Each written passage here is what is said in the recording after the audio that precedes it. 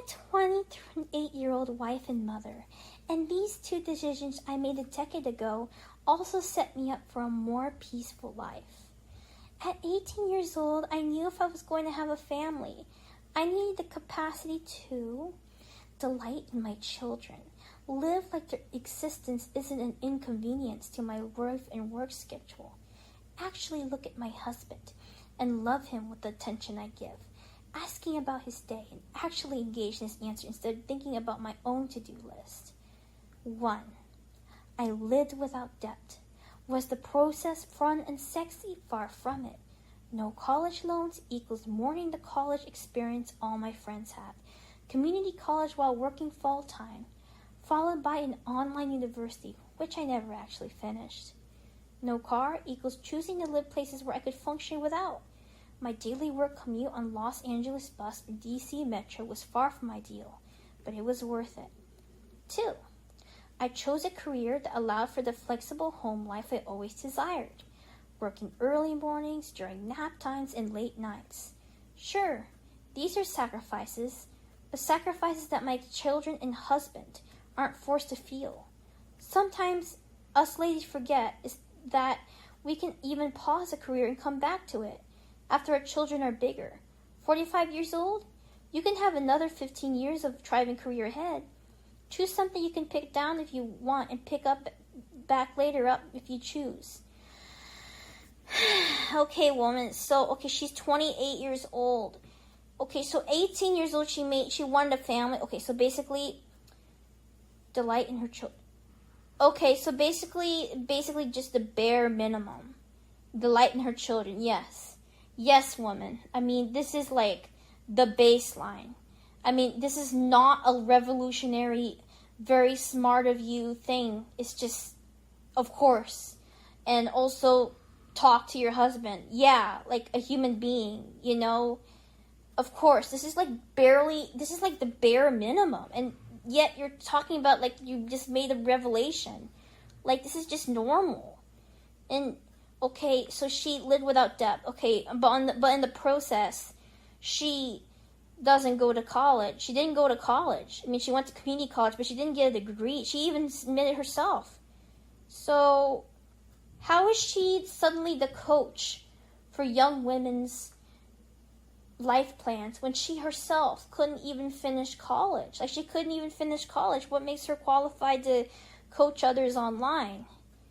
And wow, you know, taking the bus is a real serious act of martyrdom. Like saying, oh, I'm going to take the bus for the sake of my future husband and children. Like, you know, everyone takes the bus. I mean, it doesn't make any sense. You're not special. And working early mornings during nap times and late nights, why can't your husband help you? I mean, yeah, your children shouldn't have to help with that, but why do you say your husband should be forced to feel it?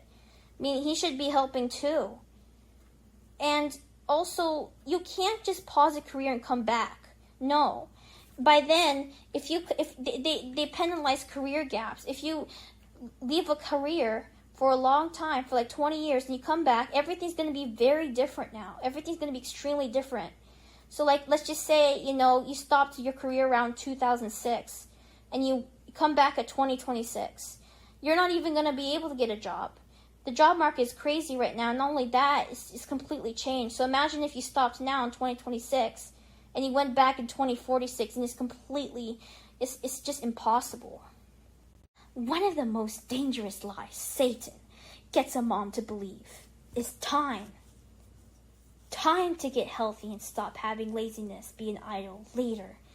Time to keep up with her home and remove distractions later. Okay, so first of all, how profound is it? Because this is really profound because she put time just like that. Just right there. Minimalist. Right there. Wow. Amazing. So, okay, first of all, why are we talking about Satan here? Because it shouldn't even matter. Like, if you pray and you're close to Jesus, you shouldn't even be worried about it. Let's focus on the positive. Okay? And so, and secondly, moms are so busy. Of course they have to rest. Of course they have to of course it's okay if their place is messy.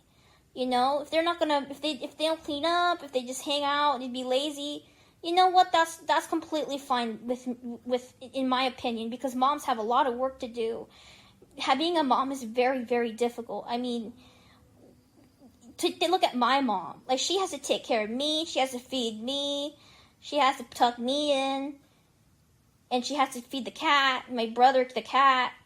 She has to, do everything. So, of course she's going to let the place be messy. Of course she's going to lie down and not do anything for a long time. She's tired. Why is she guilt-tripping moms into overworking? That's actually just downright mean. Let the poor moms just rest. They've already done so much work. Why are we in a competition to see who is the most productive mom? Like, why can't they just rest? They're tired. Come on, woman. I took this picture in the church parking lot after going to Mass by myself. Honestly, I've never had the thought that I wouldn't go to Mass because I'm by myself. But I've realized something throughout the years. There are so many other people who go to Mass by themselves. Wow, shocking. Just absolutely earth-shattering. Like, I had no clue that people went to Mass by themselves. I had no idea. Like, sometimes, I guess it's true, because sometimes people do go to Mass and they're not with anyone else, just by themselves. Amazing. You just won a Nobel Prize. But the thing is that, why are we posting about this in the car of all places? Why can't you just go to Mass by yourself and not post about it? Like, this is what always gets me. Why can't you just go to Mass and not post about it? Like, just pray. Live your life. What's this? Nobody cares. And, yeah, okay, she goes to Mass by herself. It's not that big of a deal. You know what?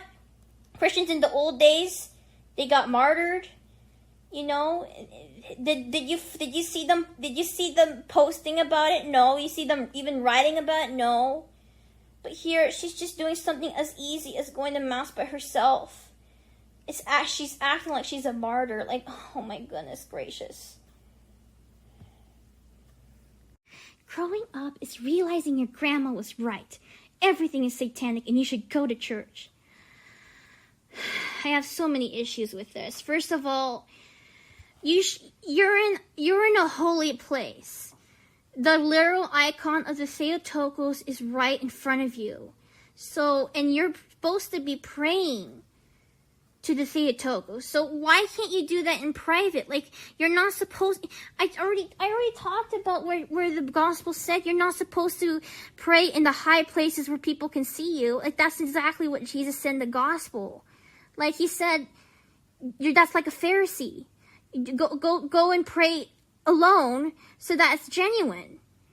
You don't have to post it. You don't have to be performing it. It seems like it's not real. Like, if you're praying like that, if you're putting a camera, then it seems like you're not actually content with just praying and connecting with the Theotokos. You have to get validation, and that's exactly what the gospel warns against. It says, please don't seek external validation from people. You should please God, not people. And besides, like, why are we talking about everything being satanic when you're literally right in front of the Theotokos? You don't even have to worry about that. It should be far from your mind. Because she literally gets rid of everything satanic. So you don't even have to think about it. It's crazy. You shouldn't even mention it in a post that has her face in it. You're completely disrespecting my faith, our faith. You're disrespecting it. It's making me offended. Like, please, like, if you want something aesthetic, go do something else and leave my faith alone.